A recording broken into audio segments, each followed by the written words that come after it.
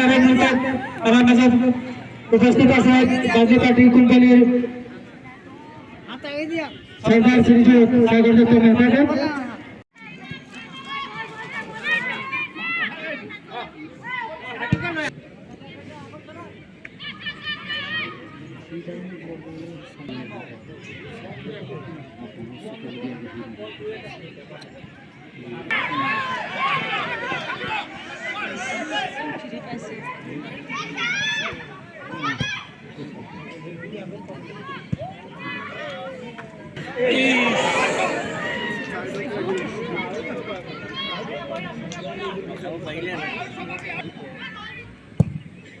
বঢ়িয়া দিছিলে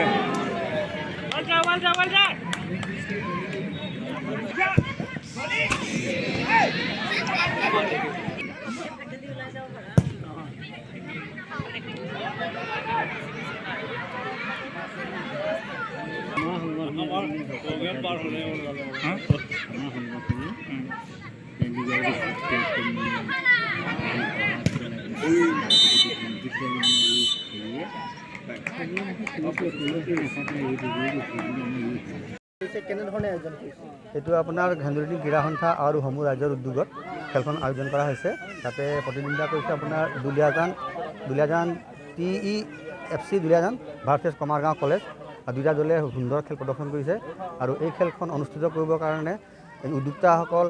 আৰু আমাৰ দাতাসকল আৰু স্থানীয় ৰাইজে যি সহায় সহযোগিতা আগবঢ়াইছে তাৰ কাৰণে মই সমূহ উদ্যোক্তাসকলক আৰু দাতা পৰিয়ালবৰ্গ আৰু সমূহ হেন্দুলিনী ৰাইজক ধন্যবাদ জ্ঞাপন কৰিছোঁ। হাজাৰ হাজাৰ ৰাইজে ভিৰ কৰিছে খেলখন এইটো আপোনাৰ ধৰক এতিয়া ফুটবলৰ প্ৰতি ৰাইজৰ এটা আপোনাৰ দুৰ্বলতা মানে আৰু আমাৰ বাগানৰ বিশেষকৈ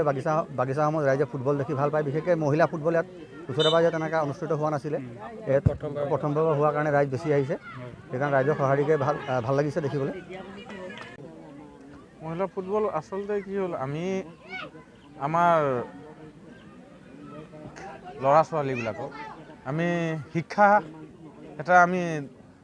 শিক্ষা দিশত আমি নিবৰ কাৰণে প্ৰচেষ্টা আমাৰ এইটো ক্ৰীড়া দিশত আমাৰ হেন্দুলিনী ক্ৰীড়া সন্থা লগতে আমাৰ বাগিচাসমূহ ৰাইজ সহযোগ থকাৰ কাৰণে আমি এই খেলভাগ আমি অনুষ্ঠিত কৰিব পাৰিছোঁ। এইটো আপোনাৰ দুলীয়াজান টি একাডেমি আৰু লগত কমাৰগাঁও কলেজ একাডেমি আৰু দেখিছোঁ যে যথেষ্ট দৰ্শক আজি দৰ্শক আচলতে আগ্ৰহীত মহিলা ফুটবলখন চাবৰ কাৰণে আজি বিশ্বকাপ